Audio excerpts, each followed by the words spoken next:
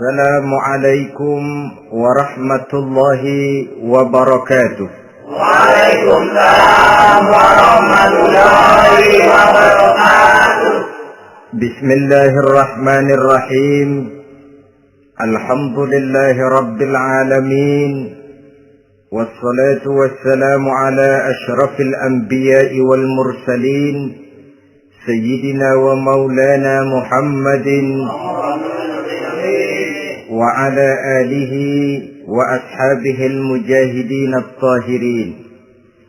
Amma ba'du, subhanaka la ilma lana illa ma 'allamtana innaka antal alimul hakim. La haula wa la quwwata illa billahil aliyyil azim. Saudara-saudara kaum muslimin, terutama adik-adik para remaja dan pemuda yang saya cintai. Apabila seseorang akan membangun rumah, tentu saja dia akan mengadakan beberapa pilihan. Sejak dari memilih lokasi di mana rumah itu akan didirikan, sampai kepada menentukan bahan-bahan kualitas yang akan dipakainya, sampai kemudian kepada wujud dan bentuk rumah yang akan ditinggalinya. Demikianlah bahwa untuk membangun sebuah rumah yang hanya untuk menaungi kehidupan di dunia ini, kita mengadakan berbagai macam pilihan.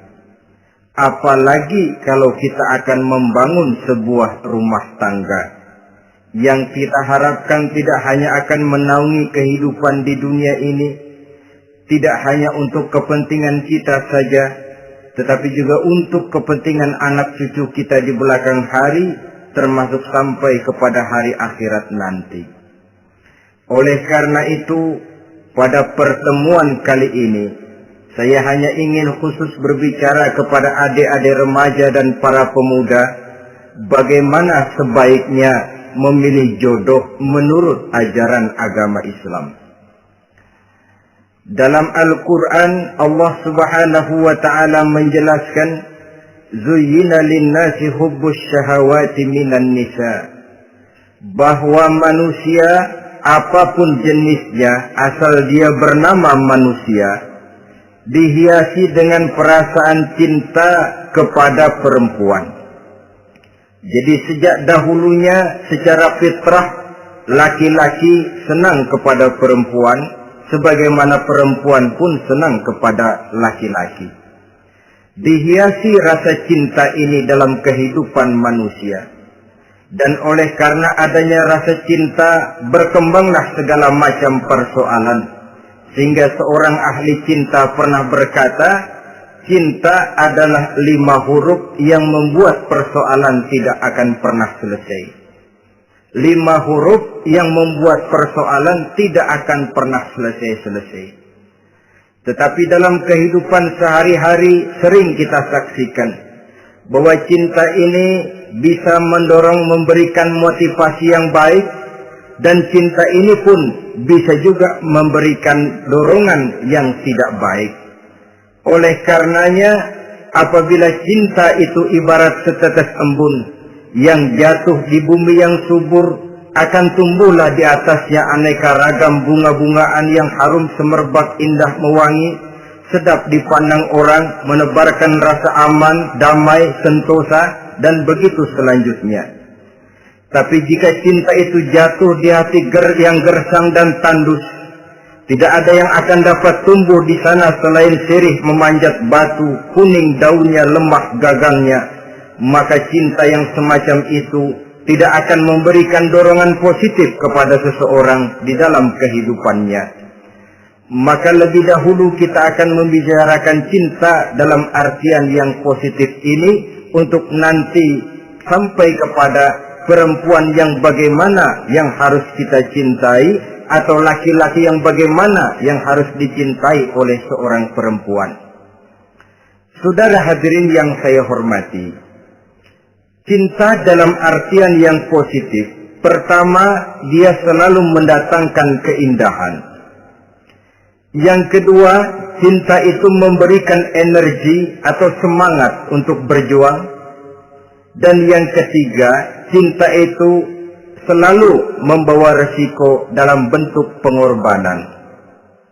Maka cinta yang positif pertama melahirkan keindahan. Disinilah orang memerlukan filter atau saringan. Sebab keindahan yang didasarkan karena cinta itu merupakan satu keindahan yang relatif saja. Boleh jadi karena indah orang jadi cinta, boleh juga jadi karena cinta segala sesuatu terasa jadi indah. Namun bagaimanapun juga, kalau hati sudah diliputi oleh rasa cinta, segalanya akan terasa menjadi indah. Cinta itu adalah keindahan. Yang kedua, cinta itu energi, melahirkan dorongan dan semangat.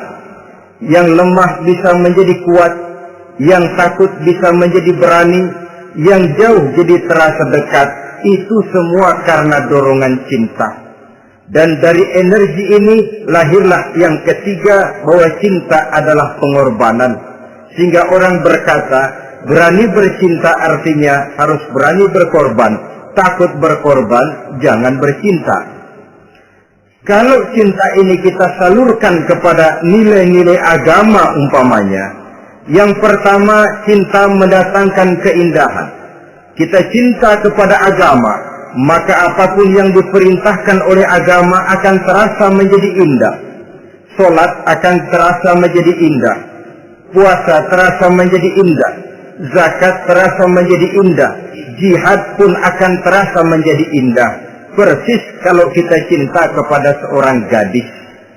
Jika kita cinta kepada seorang gadis, apanya saja akan kelihatan menjadi indah. Jalannya terasa indah, lenggang-lenggoknya terasa indah, suaranya merdu padahal cemprengnya bukan main. Seluruhnya akan mendatangkan keindahan karena dasarnya sudah cinta. Cinta membawa kepada keindahan. Yang kedua, cinta itu melahirkan energi. Orang yang cinta kepada agama akan lahir tenaga dan semangatnya melaksanakan ibadah, melaksanakan puasa, melaksanakan zakat, melaksanakan sholat, melaksanakan haji, bahkan melaksanakan jihad sekalipun. Cinta selamanya menimbulkan energi dan semangat. Sama saja dengan kita apabila jatuh cinta kepada seorang gadis, walaupun rumahnya jauh, katanya, gunung pun akan kudaki, lautan pun kuseberangi. Untuk apa itu? Untuk menemui apa yang kita cintai. Cinta selamanya melahirkan energi. Capek tidak terasa, lelah tidak terasa, semuanya tertutup oleh keindahan yang bernama cinta. Lalu yang ketiga, cinta membawa pengorbanan. Apabila kita cinta kepada agama, maka pengorbanan terhadap apapun yang diminta oleh agama, baik itu pengorbanan waktu, tenaga, pikiran, harta, bahkan pengorbanan nyawa sekalipun, kita tidak akan berat melaksanakannya karena cinta kita kepada agama yang kita anut ini. Demikian juga cinta kita kepada seorang perempuan akan membuat kita rela berkorban. Apapun yang dia minta, jangankan kita tidak mampu, jangankan kita mampu, kita tidak mampu sekalipun, kita masih berusaha untuk mampu guna memenuhi tuntutan si buah hati belahan jantung. Kadang-kadang malam minggu si doi ngajak nonton, umpamanya, duit tidak ada, gajian belum, kerja enggak. Timbullah inisiatif, entah sepatu kita jual ke tukang loa, entah celana mampir dulu ke tempat lain. Yang penting kita berkorban untuk memenuhi permintaan si buah hati belahan jantung. Ketika itu pengorbanan sudah tidak kita rasakan lagi. Bahkan pengorbanan yang paling pedih sekalipun, dalam gurau, dalam bercanda misalnya, dicubit kita oleh kekasih kita, pedih bukan main, terkelupas kulit, mengalir darah, bukan nangis, nyengir. Malah kadang-kadang minta tambah dicubit lagi. Itulah romantikanya cinta, sanggup membuat orang berkorban, melahirkan energi dan semangat, menambah keindahan dalam kehidupan, sepanjang dia dalam artian yang positif. Kalau demikian masalahnya, di dunia yang penuh dengan perbenturan nilai sekarang ini, orang sering salah jalan bagaimana memilih jodoh untuk membangun rumah tangga yang bahagia. Jangan lupa bahwa membangun rumah tangga ini bukan hanya untuk 1-2 bulan, bukan hanya untuk 1-2 tahun, bahkan bukan cuma untuk kehidupan dunia, lebih daripada itu pun untuk menunjang kebahagiaan di akhirat. Oleh karenanya, memilih jodoh bukan satu hal yang mudah, bukan satu hal yang bisa dilaksanakan sambil lalu, tetapi memerlukan penelitian, memerlukan pengamatan yang mendalam. Apa petunjuk agama tentang itu? Dengan kata lain, bagaimana seharusnya seseorang memilih jodoh dalam kehidupannya? Ini tentu saja sumbangan moral buat adik-adik remaja dan para pemuda yang lagi kebingungan memilih jodoh, atau barangkali buat bapak-bapak yang kepengen nambah lagi.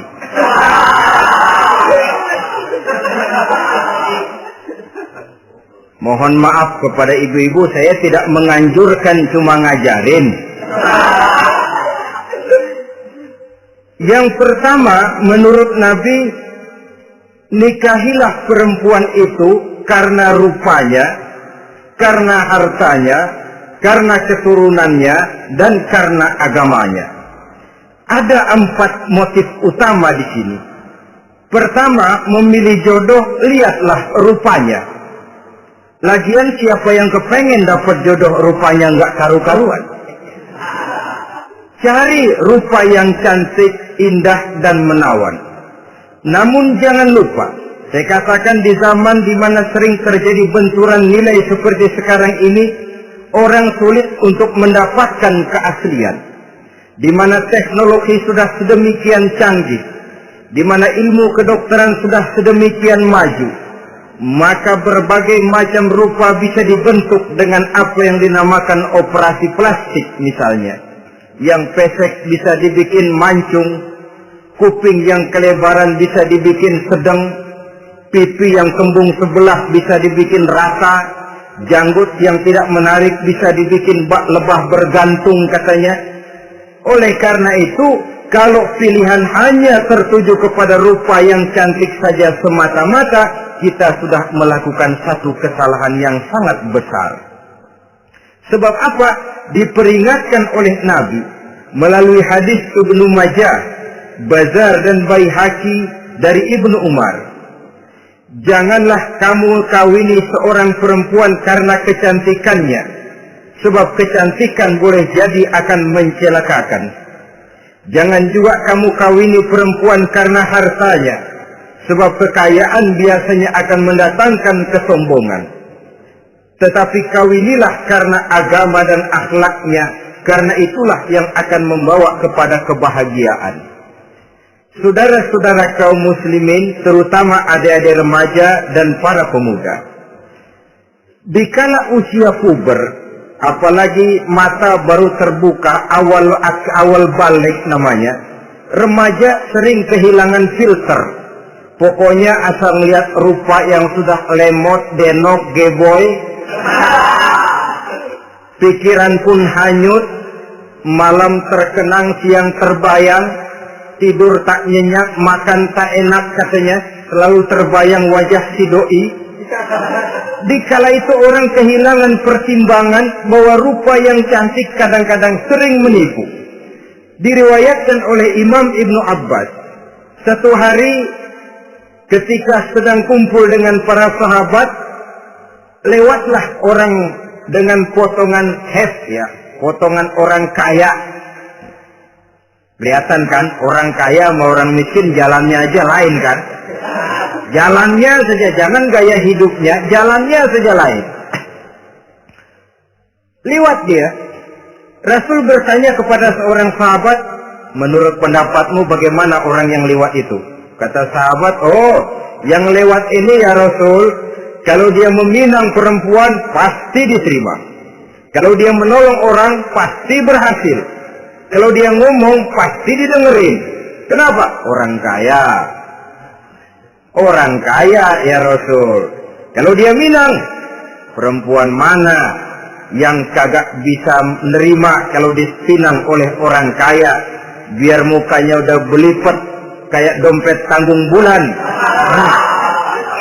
Kalau memang duitnya banyak, nggak kelihatan tuh muka yang belipet. Yang kelihatan duit.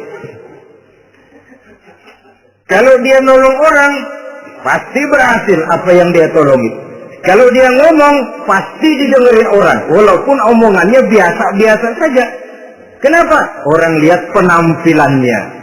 Lah, ketika orang itu lewat, beberapa lama kemudian lewat lagi seseorang yang kelihatannya miskin. Rasul tanya lagi, kalau orang ini, bagaimana pendapat kamu? Wah, potongan begini sih Rasul. Kalau dia minang, orang tolak. Siapa yang mau kawin sama kere begini? Kalau dia nolong orang, pasti nggak berhasil. Kalau dia ngomong, kagak bakalan ada yang mau dengerin. Siapa yang mau dengerin orang susah ngomong? Setelah orang itu lewat, apa kata Rasul? Orang yang terakhir, yang lewat ini, yang barusan lewat, jauh lebih baik dari yang pertama yang lewat tadi. Jauh lebih baik. Maksud dari ucapan ini, Rasul sebenarnya mendidik para sahabat jangan tertipu oleh penampilan. Sebab penampilan tidak selamanya mencerminkan keaslian. Apalagi di zaman sekarang. Salon di mana-mana bejibun. Alis mata bisa dibikin. Pipi bisa dicat. Yang pinggir kuning, yang tengah merah. Di sebelah merah ada yang kehitam-hitaman, persis orang kepentok tiang listrik.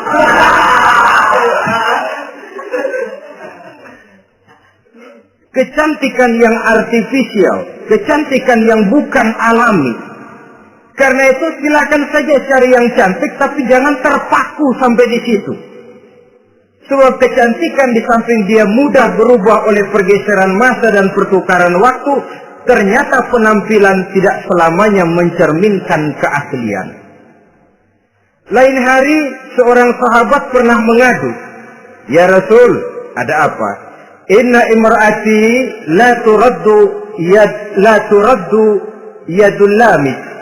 Ya Rasul, istri saya tidak pernah menolak tangan orang laki yang menjamahnya, mengajak salaman kepadanya. Apa jawab Rasul? Ceraiin aja. Tapi hati saya berat ya Rasul, saya cinta betul sama dia. Ya kalau hatimu berat, jaga dia baik-baik. Nah, dari riwayat ringkas ini kita ambil satu perbandingan. Memang punya istri berwajah cantik itu kadang-kadang si malakama kalau imannya tidak kuat.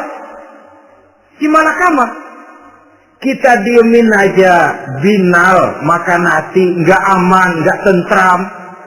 Jangan-jangan saya berangkat ke kantor, dia ngompreng.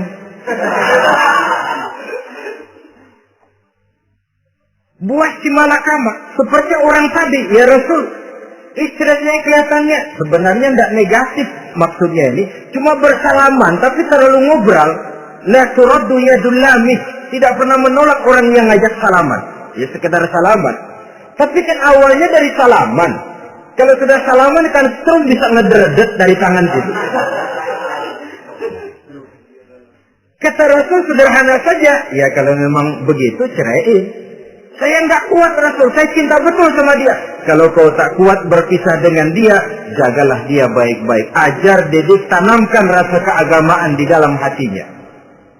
Saudara-saudara kaum muslimin, jadi rupa yang cantik tanpa didasari oleh nilai-nilai agama akan membuat seorang suami di rumah tangganya seperti si malakama. Seperti berhadapan dengan buah si malakama. Kalau tidak diiringi dengan nilai-nilai moral yang luhur dan bekal agama yang tangguh. Akan pergi jauh dari rumah rasanya tidak aman. Sedangkan di rumah saja siapa yang akan mencari nafkah? Dan begitu selanjutnya. Orang tadi jelas berhadapan dengan buah si malakama. Didiamkan, makan hati. Sebab, maaf, kalau seorang suami sudah tidak punya rasa cemburu terhadap istrinya, itu kan yang disebut dayus. Dan dayus itu, jangankan masuk surga, bau surga saja dia tidak dapat. Tapi cemburu dalam artian bukan cemburu buta, cemburu dalam artian yang wajar. Dia cemburu, akan dikelaki takut kalau istrinya minta cerai, sedangkan dia cintanya sudah kadung medok bener. Si malakama jadinya. Nah, ini juga satu riwayat yang memberikan gambaran kepada kita. Pilihan, silakan cari rupa yang cantik saja. Cari yang cantik. Tapi kalau itu dijadikan motif utama tanpa dasar-dasar agama, saya khawatir nanti rumah tangga kita akan berhadapan dengan buah si malakama. Jadi adik-adik remaja, usaha, ikhtiar, cari yang cantik, yang kira-kira nggak bosenin, supaya kita betah tinggal di rumah, supaya kita merasa ada tempat berbagi rasa, ada tempat kita bernaung. Sebab kalau nyari bini sebini-bininya mah, ya jodoh di tangan Tuhan, kagak usah nyari juga ntar datang diri umpamanya. Iya, kalau yang datang peot. Orang harus berusaha walaupun pada akhirnya jodoh itu memang ditentukan Allah. Kan 3 hal yang kita tidak bisa menentukan itu katanya. Maut, rezeki, jodoh. Itu yang masuk mysterious problem. Problem yang misterius. Maut, misterius. Kapan kita mati, kita sendiri tidak tahu. Tahun depan, 50 tahun lagi, 100 tahun lagi, tidak pernah seorang pun diberitahu. Tapi yang pasti dia bakal datang.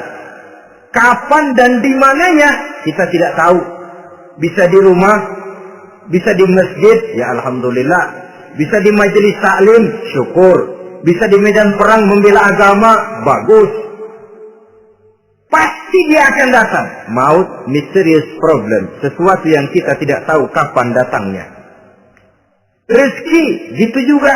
Sehingga orang sering bilang, rezeki katanya kayak bayangan.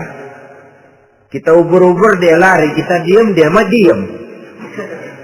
Setengah mati kita ubur-ubur. Emang ukuran segitu, segitu aja. Begitu kita nggak ngapa-ngapain, datang yang bawain rezeki. Namanya rezeki itu mysterious problem. Kadang-kadang ngobek, sungkang, sumbul, udah segala tanah orang kita ukur-ukurin. Udah segala ngomong sudah nggak ada yang terus gak buta. Tapi memang bayangan kalau belum rezeki ya belum. Kadang-kadang nyari kode sampai tidur di kuburan. Belepotan tanah kuburan loh. Yang aneh lagi kadang-kadang orang gila ditanyain. Allahu Akbar, ini kode-kode zaman sekarang ini. Sampai orang waras nanyain orang gila itu gimana itu? Ini sudah efek yang betul-betul negatif. Sudah jelas orang gila kok ditanya. Apa kira-kira yang nanya nggak lebih gila dari yang gila itu?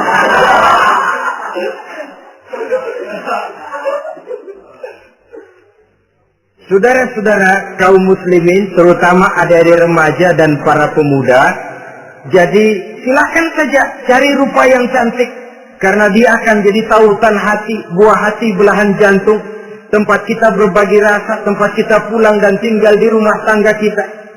Tapi hendaknya kecantikan rupa itu diiringi juga dengan kecantikan budi. Karena itu cari rupa yang cantik. Ini pilihan utama.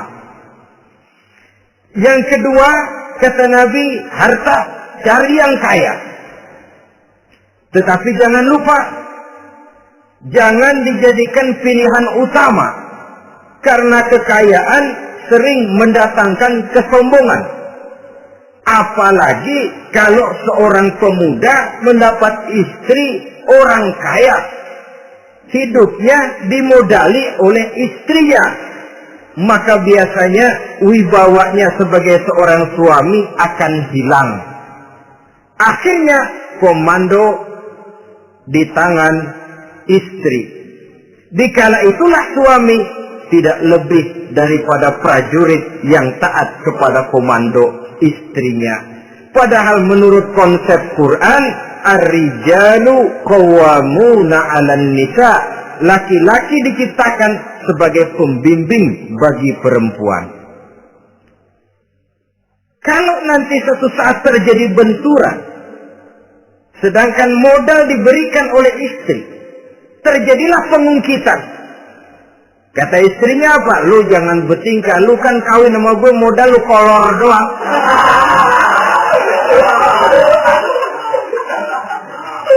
Kalau sekarang bertingkah, silakan keluar rumah. Bawa seperti engkau datang dulu. Jangan bawa apa-apa. Pergilah seperti engkau datang dulu kemari. Hilanglah wibawa seorang suami. Suami kalau udah digentak sama istri begitu, ngelempuruk kayak ayam tampar. Di mana lagi letak wibawanya? Harta sering mendatangkan kesombongan. Oleh karena itu, walaupun diperintahkan cari yang keturunan orang kaya, tapi maksudnya jangan dompleng. Sebab kepribadian seorang suami akan ditentukan oleh sifatnya sendiri. Keberadaannya ditentukan oleh karya dan perbuatannya sendiri. Itulah yang akan menampilkan kepribadian dia dalam kehidupan di masyarakat ini. Saudara-saudara kaum muslimin, terutama adik-adik remaja dan para pemuda. Kan kadang-kadang di zaman sekarang kan kelas-kelas gigolo, playboy ya, nyari tante-tante kesepian, mejeng-mejeng di pinggir-pinggir jalan dengan harapan apa? Ya barter lah, tukar tambah. Nah, supaya dapat rokok, dibelikan pakaian, motor, dan sebagainya. Tapi yang jelas-jelas harga diri sebagai laki-laki. Dan itu yang paling mahal.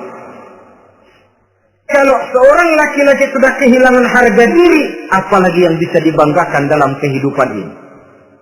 Apa artinya naik mobil kalau kepala tertunduk ke bawah? Apa artinya jalan di tengah masyarakat kalau kita tidak bisa menengadah dengan satu kebanggaan? Hilangnya harga diri merupakan kehancuran awal dari sebuah pribadi yang untuk jangka panjang kita tidak akan bisa lagi berbuat banyak. Tanpa harta orang memang sulit untuk bahagia. Tapi harta semata-mata bukan merupakan jaminan bahwa orang lantas akan bahagia. Saya barangkali harus berkata, banyak orang miskin yang kaya. Tapi tidak sedikit orang kaya yang miskin. Saya ulangi ini. Banyak orang miskin yang kaya. Tetapi tidak sedikit orang kaya yang miskin. Nah, bagaimana pengertiannya? Orang miskin yang kaya, materinya sederhana, peralatan rumah tangganya sederhana, tapi hatinya kaya. Oleh karena hatinya kaya, jiwanya lapang. Sebaliknya, orang kaya yang miskin, di tengah kelimpahan materi yang berlimpah, segalanya serba ada, hatinya yang miskin. Kelimpahan materi tidak akan sanggup mengobati kemiskinan hatinya. Sehingga di tengah kehidupan yang serba ada, dia masih merasa kurang, maka dia tidak pernah cukup. Di tengah kemilauan dan gemerlapan serta glamornya rumah mewah, dia merasa hidup di tengah gurun pasir yang gersang dan tandus. Karena itu, biarlah miskin harta tapi kaya budi, daripada kaya harta tapi miskin budi. Lebih utama lagi, kaya harta, kaya budi. Itu idealnya. Dasar pilihan ketiga, sesudah rupa dan harta, menurut Nabi, keluarga. Faktor keturunan sangat menentukan. Pepatah mengatakan, buah apel akan jatuh tidak terlalu jauh dari pohonnya. Biasanya, kalau bapak kalong, anak kampret. Bapak nyolong, anak nyopet. Itu fotokopi. Saudara-saudara, sungguh pun demikian, faktor keluarga bukan merupakan yang paling dominan, karena segalanya memang bergantung kepada hidayah dari Allah Subhanahu wa Ta'ala. Kalau hidayah datang, bisa saja anak maling bisa jadi kiai. Kalau hidayah datang, bisa saja anak nabi malah ikut bersama orang-orang kafir. Pada akhirnya orang mau besar atau tidak, bukan dengan jalan menyempeng kepada keturunan orang lain, tapi ditentukan oleh kepribadian dirinya sendiri. Tidak bisa kita menjadi besar dengan menyebut kebesaran orang lain. Itu sebabnya dicontohkan oleh Imam Ali pada saat beliau berkata, "Laisal fata may yaqulu kana abi, walakinnal fata may yaquluha anaza." Anak muda yang gentleman adalah anak muda yang berani berkata, "Inilah saya." Bukan anak muda yang membanggakan leluhurnya. Ini kan zaman sekarang ini lagi ngetop-ngetopnya lagu-lagu cengeng katanya. Tak? Sebenarnya menurut saya bukan cuma lagu cengeng yang jadi masalah. Lagu cengeng cuma satu efek dari sikap yang lebih utama dari itu, yaitu mental cengeng. Kalau mental sudah cengeng, apapun yang kita lakukan akan jadi cengeng. Tidak cuma lagu, kebudayaan yang lahir akan kebudayaan cengeng. Jadi pengusaha cengeng. Jadi pejabat cengeng. Jadi kiai cengeng. Kenapa? Mental cengeng. Di antara mental cengeng itu apa? Mengandalkan fasilitas atasan. Kalau tidak ada fasilitas dari atas, lantas tidak bisa berbuat apa-apa. Cengeng. Menjadi besar bukan karena karier pribadi, tapi karena nasib katrolan. Itu pun termasuk mental cengeng. Sedikit gagal, B. Bagaimana B? Sedikit jalan buntu, babe.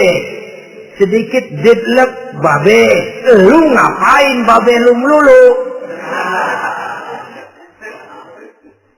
Saudara hadirin yang saya hormati, jadi lebih penting dari sekedar lagu-lagu cengeng, saya lebih suka bicara mental cengeng ini. Mental yang cepat putus asa. Mental yang tidak mau mengeluarkan usaha maksimal. Mental yang hanya mengandalkan fasilitas. Sedangkan pribadinya tidak lebih daripada pribadi sumuhun dawu, pribadi kulun nuwun, pribadi kumaha juragan wae, pribadi oke bos, pribadi asal bapak senang. Bukankah itu semua merupakan cermin dari mental-mental yang cengeng, yang untuk jangka panjang tidak akan pernah menguntungkan daripada pembangunan bangsa dan negara yang kita cintai ini. Seseorang mau besar atau tidak, bukan dengan jalan menyempeng kepada kebesaran orang lain. Bahkan Syauqi dalam sebaik syairnya yang lebih tegas mengatakan, "Wa syarrun nasi zu khumulin, idza fakhartahum zakarul jaduda. Wa syarrun nasi wa khairun nasi zu syarafin qadimin, aqama li nafsihi syarafan jadida." Generasi yang paling jelek adalah generasi pemalas. Kalau kelihatan orang lain lebih hebat dari dia, disebut-sebutnya kebesaran nenek moyangnya. Dia sendiri nggak punya prestasi apa-apa. Kerjanya cuma ngandeli babe. Kerjanya cuma menggelayuti fasilitas orang tuanya. Tanpa itu, dia tidak akan punya nilai dan harga sama sekali. Ini generasi paling jelek. Kalau orang lain kelihatan lebih hebat, dia sebut nenek moyangnya. Lo si belum apa-apa lo, baru kopral lo. Engkong gua no, komandan Hansip. Engkongnya yang disebutin. Dia sendiri tidak punya prestasi apa-apa. Jadi silahkan saja cari gadis dari keturunan keluarga yang baik-baik.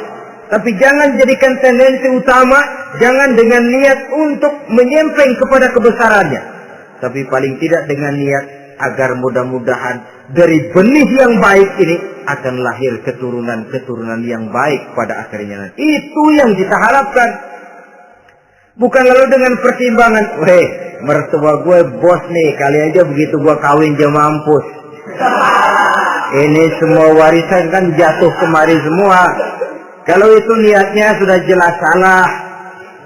Kita mencari perempuan dengan keturunan-keturunan yang baik dengan berharap agar anak-anak kita nanti yang akan merupakan benih cucunya akan melahirkan kebaikan-kebaikan seperti leluhurnya dulu. Saudara, pilihan yang keempat kata Nabi, agama. Ini yang paling inti. Kenapa? Agama itu motivasinya moral. Di sini segalanya ditentukan. Rupa yang baik, harta yang banyak, keluarga yang luhur. Kalau sudah dilandasi oleh agama yang rapuh, bahkan tidak beragama sama sekali, ketiga hal di atas tadi hanya akan mendatangkan malapetaka. Sekarang kan kita tertipu oleh penampilan. Padahal penampilan belum tentu kenyataan. Di jalan-jalan kita akan lebih terpesona melihat gadis pakai miniskirt di atas lutut ketimbang kita melihat gadis-gadis yang pakai jilbab. Kalau sudah pakai jilbab keliwat, yang usil banyak banget. Bau sorga nih. Bau sorga katanya. Tapi kalau sudah yang pakai miniskirt itu yang lewat, itu dari ujung ke ujung mata kagak mau kedip. Lalat nempok di mata kagak dirasain. Kita terpesona oleh penampilan zahir, padahal penampilan belum tentu memantulkan hal yang sebenarnya. Tapi memang itulah watak manusia. Watak manusia, saya katakan manusia tanpa kecuali. Tetapi bergantung kepada pemikiran jangka pendek atau jangka panjang. Kalau jangka panjang yang kita pikirkan, ya tentu kita tidak akan mudah terpesona oleh hal yang zahir.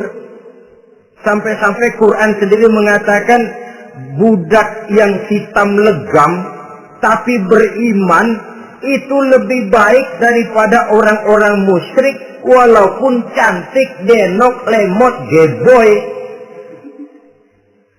Ada lagi nggak bahasa yang lebih dari itu?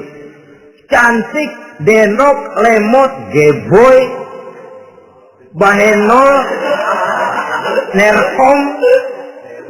Tapi kafir masih lebih baik budak yang hitam legam sekalipun. Kalau dia beriman. Kenapa? Rumah tangga untuk jangka panjang. Sebab itu Islam tidak membolehkan kawin campuran dengan lain agama. Walaupun ada ayat yang mengatakan boleh kawin dengan ahlul kitab. Tapi sebagian mufassir menjelaskan bolehnya kawin dengan ahlul kitab itu dalam kondisi darurat. Dalam kondisi normal tidak bisa. Kenapa? Kalau sudah berlainan agama, akan terjadi kerancuan rumah tangga untuk jangka panjang. Bagaimana membina dalam keharmonisan di rumah tangga? Bagaimana nasib anak-anak nanti? Kadang-kadang ada keluarga, kami sih keluarga modern. Anak-anak kami berikan kebebasan untuk milih agama apa saja. Bapaknya Islam, istrinya Kristen, anaknya ada yang Hindu, Buddha. Bagus nih, keluarga pecel namanya. Bagaimana keluarga modern bisa seperti itu? Padahal seorang suami bertanggung jawab di hadapan Allah. Dia akan ditanya tentang istrinya. Dia akan dimintakan pertanggungan jawab tentang anak-anaknya. Kalau istri kita berlainan agama, mungkin terjadi pengkaplingan. Pokoknya kalau anak perempuan ikut ibu, anak laki ikut bapak.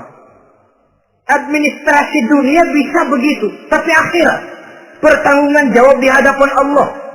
Bisakah kita? Sorry aja Tuhan yang janjinya begini. Saudara hadirin yang saya hormati, oleh karena itu budak legam hitam kalau beriman masih lebih baik daripada orang-orang yang tidak beriman walaupun cantik dan mempesona. Kenapa? Ini faktor agama. Ya buat 1-2 bulan bisa terwujud rumah tangga yang tentram. 2-3 tahun mungkin masih bisa bertahan, tapi sampai kapan? Sampai kapan itu akan terwujud? Pada akhirnya akan muncullah dilema yang akan sulit buat diatasi. Oleh karenanya, motif agama dijadikan stres oleh Nabi fasfar bizatid din taribat yadak. Pilih agama sebagai titik sentral, sebagai pilihan utama. Kalau agamanya kuat, walaupun rupanya sederhana, tapi karena nilai agamanya kuat, dia bisa menyenangkan hati suaminya. Dia bersolek untuk kepentingan suaminya. Dia taat kepada suaminya. Harta, dia anak orang kaya untuk membantu perjuangan suaminya. Tapi kalau tidak ada modal agama, rupa yang cantik bisa menyengsarakan suami. Apalagi kalau suami kere. Istrinya sudah cantik, kaya ataupun tidak kaya kadang-kadang. Udah, suaminya suruh ngempuk di rumah, bininya yang kerja. Ya kalau kerja mendingan kalau dikerjain itu.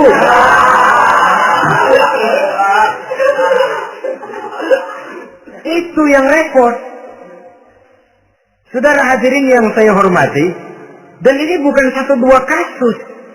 Alangkah malangnya kalau sudah terkena hal seperti itu. Akhirnya seperti pengaduan sahabat kepada Rasul tadi. Mau diceraiin, cinta saya udah medok benar Rasul. Enggak diceraiin, hati saya ngebet, pegel. Si malakama akhirnya. Jadi oleh karenanya agama. Kalau dia cantik, walaupun miskin, agamanya kuat, dia bisa memelihara kehormatan diri. Dia kaya, agamanya kuat, hartanya disalurkan di jalan Allah. Karena itu, agama jadikan pilihan utama. Dan ukuran agama itu bukan cuma jilbab loh. Ya kadang-kadang ada juga yang jilbabnya nggak pernah lepas, tapi kadang-kadang akhlaknya lebih binal dari yang keribu. Ada, cuma sekedar kamuflase saja, itu pun penampilan. Sekedar penampilan saja. Cuma dari segi aurat ya memang lebih baik dan lebih utama. Dan saya kira lebih mengundang penasaran toh. Duren kalau udah dibuka kan kelihatan isinya. Mau udah begitu. Udah. Tapi kalau masih rapat, itu yang rasanya kita pengen buka. Timbul tantangan. Gue pengen tahu isinya. Rasanya juga begitu. Sama saja dengan baju. Kalau dibungkus rapat di plastik, ditaruh di etalase, adanya di toko mau serba ada, tahu kita barang mahal nih. Biar punya duit, kita mau nawar ragu-ragu, takut nggak cukup. Tapi kalau barang sudah dibuka di jalanan, diobral di pinggir jalan, murahan, 1.003 masih dicampur odol. Yang begitu sih biar nggak punya duit, kita berani banget tanya, nawar, megang lagi nyemek. Berat duit nih bang. Kenapa? Barang sudah terbuka. Jadi saudara-saudara, syukur kalau keempat-empatnya ini jodoh terkumpul dalam jodoh yang saudara cari. Sudah rupanya cantik, kaya, keturunan orang baik-baik, agamanya kuat. Nah, surga dunia tuh. Yang begitu cari. Kalau ada yang begitu, saya juga mau nambahin satu lagi.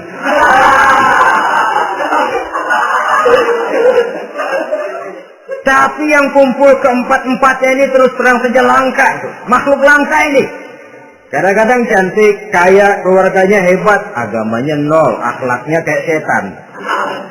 Tapi yang paling celaka kalau empat-empatnya kagak ada. Rupanya jelek, melarat, bapaknya biang maling, kagak beragama lagi. Apanya yang mau dipilih, mampus saja mendingan.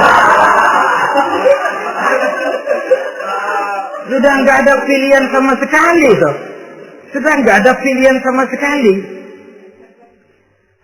Saudara hadirin yang saya hormati, terutama adik-adik remaja. Nah, lalu apa motivasi agama dalam pembinaan ini apa?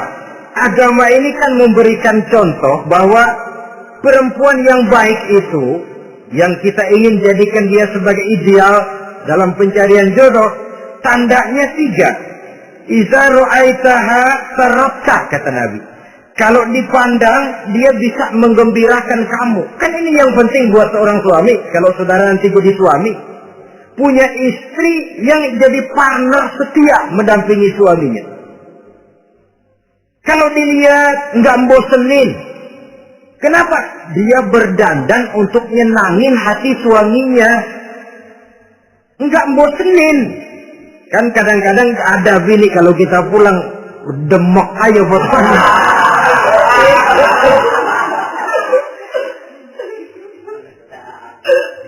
Ini yang bikin suami nggak betah di rumah ini kan yang begini. Adapun perempuan yang beragama, apabila dipandang oleh suaminya, dia pandai menyenangkan hati suaminya. Andai kata suaminya dalam kesulitan, dia tidak menambah beban kesulitan. Paling tidak dia bisa memberikan satu bantuan moral. Bantuan moral untuk mengurangi beban kesulitan daripada suaminya. Suami pulang dagang rugi, kata istrinya, romantika bang. Sekali-sekali lah, masa selamanya dagang mau untung. Besok siapa tahu untung lebih besar. Kan meringankan toh. Kadang-kadang enggak, suami pulang dagang dari pasar panas, rugi, sampai rumah bini pidato, pletar-pletor. Lu dagang rugi, emang lu laki goblok.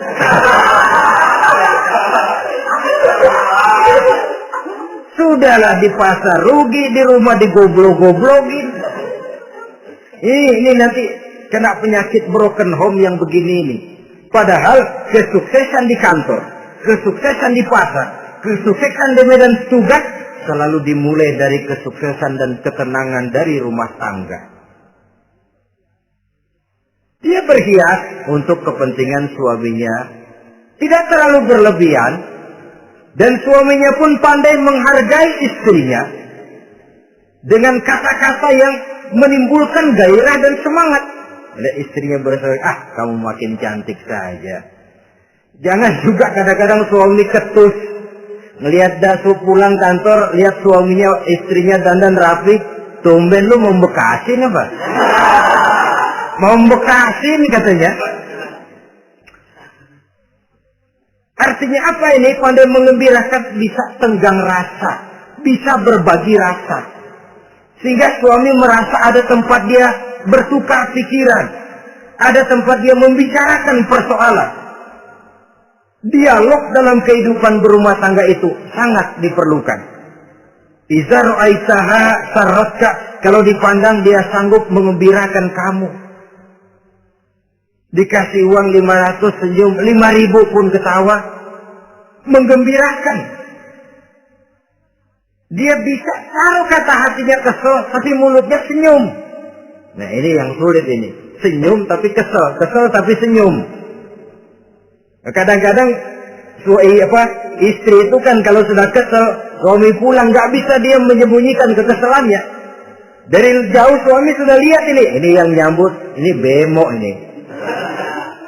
Udah monyong, Saudara hadirin yang saya hormati, yang kedua, bila diperintah dia taat. Ini pengaruh agama. Sehingga Nabi mengatakan, "Lau amartu li ahadin ayyasjuda ila ghairiha, la amartul mar'ata litasjuda ila zawjiha likibari haqqihi 'alaiha." Andai kata saja boleh aku memerintahkan manusia untuk sujud kepada sesama manusia, pastilah aku perintahkan perempuan untuk sujud kepada suaminya. Kenapa? Karena besar hak suaminya kepada dirinya. Untung sujud kepada manusia tidak boleh. Andai kata boleh, perempuan disuruh sujud sama suaminya. Ini tidak perlu sampai sujud, cium tangan saja minta ridho suami. Kadang-kadang perempuan sekarang berat. Paling banter setahun sekali lebaran doang. Laki pulang sembahyang tubruk, cium tangan, minta redo, nangis, segala macam. 3 hari habis lebaran, beras habis, monyong aja lagi.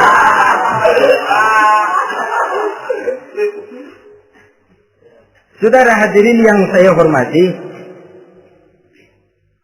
yang ketiga, akibat pengaruh agama, dia sanggup memelihara kehormatan diri dan sanggup menjaga harta suaminya.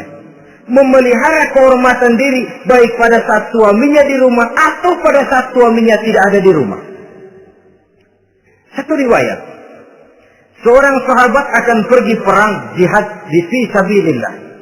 Ketika mau berangkat dia bilang kepada istrinya, saya mau berangkat perang. Kalau saya belum pulang kamu jangan keluar rumah. Baik bang. pergi istrinya, pergi suaminya jihad. 1 minggu, 2 minggu berlalu, belum juga pulang. Satu hari datang utusan dari rumah orang tua si istri ini. Assalamualaikum Bu. Waalaikumsalam. Ada apa? Ada berita kurang enak Bu. Orang tua ibu sakit parah. Mohon tolong ditengokin. Apa kata si istri? Maaf saja, suami saya belum pulang dari medan perang. Saya belum dapat izin keluar rumah kalau dia belum pulang. Tolong sampaikan maaf saya kepada orang tuanya. Pulanglah utusan tadi. Besok balik lagi. Bu, ada apa? Udah Senin Kemis. Napasnya sudah sampai tenggorokan. Tolong tengokin buat terakhir kalinya Bu. Suami saya belum pulang. Dia pesan kalau dia belum pulang saya jangan keluar rumah. Saya nggak bisa tengokin orang tua saya.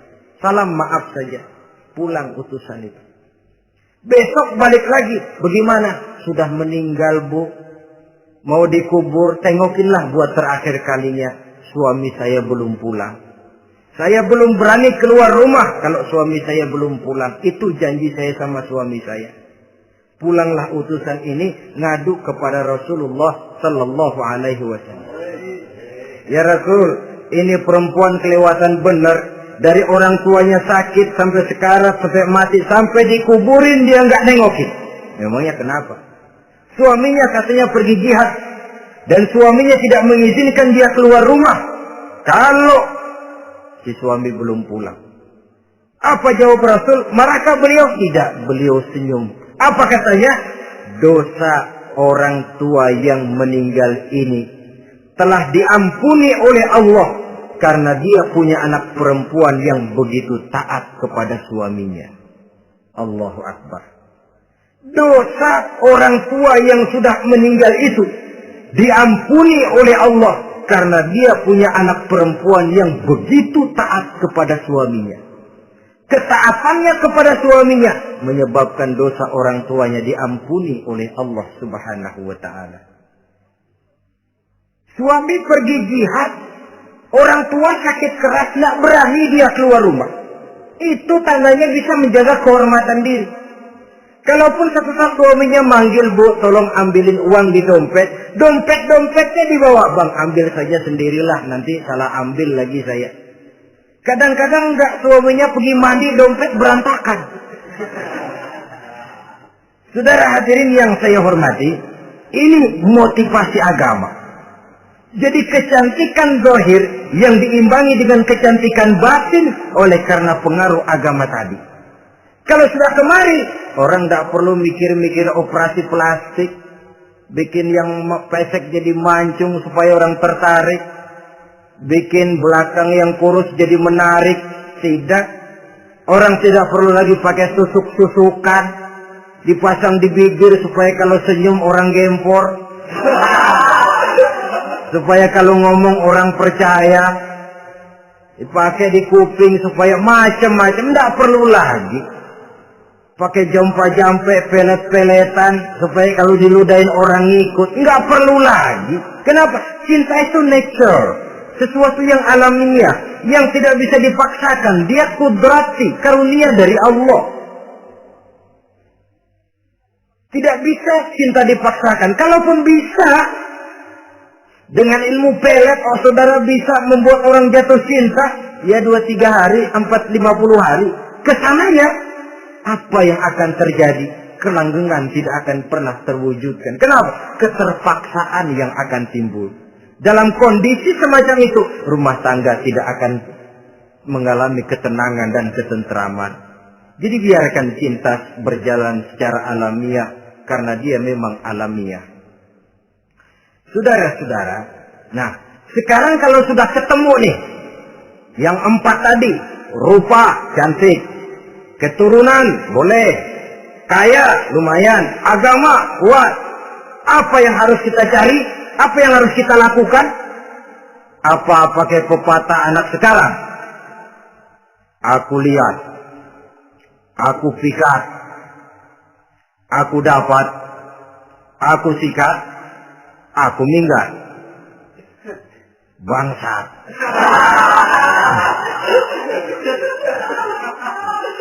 Itu kan ada moto cinta kilat begitu tuh. Cinta kilat katanya. Aku lihat, aku pikat, aku dapat, aku sikat, aku minggat. Bangsat. Atau kita harus hanyut dalam arus free love, free sex, common living, eksperimen dulu? Tidak. Islam menganjurkan kalau memang seret, ini rasanya ini nih, mantap gue nih. Apa yang diajarkan oleh Islam selanjutnya? Meminang, saudara-saudara. Meminang adalah langkah awal untuk mengikat tali pernikahan. Diizinkan meminang, dan di dalam meminang pun diizinkan untuk melihat. Cuma kalau boleh, ya syaratnya itu waktu melihat itu jangan sampai ketahuan si perempuan yang akan kita pinang itu. Untuk apa kita meminang? Pertama untuk yakin. Yakin bahwa perempuan yang kita inginkan ini sudah kumpul syaratnya itu tidak ada cacatnya. Yang kedua, untuk memperkuat tekad hidup berumah tangga. Diperlukan meminang. Adapun adat itu berbeda. Tapi bahwa konsep meminang itu dalam Islam ada, itu jelas. Ya, kalau mesti bawa pisang raja, pakai roti buaya, pakai martabak segede ban mobil truk segala macam. Itu adat saja, ya. Tapi yang real meminang itu ada dalam Islam. Nah, bagaimana adab meminang? Setelah kita tahu anak ini cantiknya ya, keturunan baik, ya kekayaannya lumayan, agamanya kuat, pinanglah dia. Caranya boleh lihat langsung. Lihat langsung kalau bisa tanpa setahu si perempuan. Dan batas yang boleh dilihat itu muka dan tangan. Itu saja. Jadi jangan berusaha. Minta permisi Pak, saya mau ngelihat anak bapak seutuhnya. Soalnya buat saya ini nanti. Apanya aja dibedolin. Jangan. Kira-kira yang boleh itu muka sama tangan. Andai kata kita risih. Sebab nanti kalau nggak jadi akan jadi timbul rasa malu. Dan si perempuan juga kasihan. Boleh mengutus perempuan yang kita percaya. Coba kau ke sana. Lihat kondisinya yang sebenarnya bagaimana. Kalau ngelihat dari jauh sih utuh, siapa tahu nanti tangannya kurang sebelah. Coba lihat sana. Saudara-saudara, kemudian boleh juga ditanyakan kepada orang tuanya. Dan dalam hal ini orang tua si gadis tidak boleh menyembunyikan aib atau cacat yang dimiliki oleh anaknya. Dia harus menceritakan apa adanya. Sampai pun kekurangan anaknya yang paling kecil sekalipun. Sebab apa?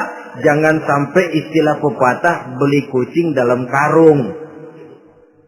Kedengaran suaranya doang meong-meong, begitu dibuka tuh kucing gempor sebelah kakinya nggak ada. Kan tentu kita tidak kepengen kecewa di belakang hari. Itulah perlunya meminang sebagai jembatan untuk menuju kepada pernikahan. Nah, dengan demikian kalau sudah usaha meminang ini dilaksanakan, jangan merasa sudah setengah resmi. Ini yang kadang-kadang jadi penyakit. Malah sesudah meminang harus masing-masing lebih menjaga diri, menjaga kehormatan, menjaga pergaulan. Kenapa? Agar saat memasuki jenjang pernikahan nanti merupakan jenjang yang sangat ditunggu-tunggu. Ada rasa keinginan tahu. Kalau tidak, ya udah biasa, nggak giroh lagi ngadepin perkawinan. Kenapa? Kemarin-kemarin gue udah cobain. Hilang gairah lagi. Sebab itu kalau sudah meminang, jangan merasa sudah setengah halal. Udah minang ini Kadang-kadang orang tua juga konyol. Sudah dipinang, diumbar. Lu mau kemana kayaknya lu udah pinang. Padahal meminang itu cuma langkah awal. Sedangkan selanjutnya harus lebih berusaha menjaga kehormatan diri. Sampai pada saat nanti pelaksanaan pernikahan. Nah, saudara-saudara, terutama adik-adik remaja dan para pemuda, walaupun agak sekilas memang karena terbatasnya waktu pada pertemuan ini, mudah-mudahan bisa memberikan gambaran yang sepintas tentang bagaimana sebaiknya kita memilih jodoh di dalam membina rumah tangga yang bahagia. Semoga ada manfaatnya. Terima kasih atas segala perhatian. Mohon maaf atas segala kekurangan. Usikum wa nafsi bitaqwallah. Wassalamualaikum warahmatullahi wabarakatuh. Waalaikumsalam warahmatullahi wabarakatuh.